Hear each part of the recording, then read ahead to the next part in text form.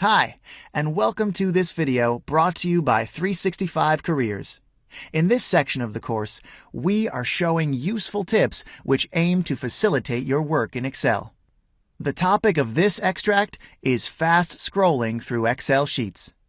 When working with a vast amount of data, it is crucial to move fast within the sheet without losing precious time in order to scroll manually. The Excel shortcut for fast scrolling is Control plus one of the arrow keys. This command takes you to the last non-blank cell. Let's provide an example. Here we have a table which contains 15,000 rows. Is there a fast way to go to the end of the table? Currently, I'm in cell D4.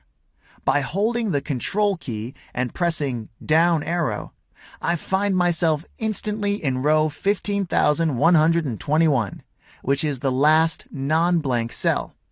This command allows you to go in every direction, downwards, upwards, to the right, and to the left.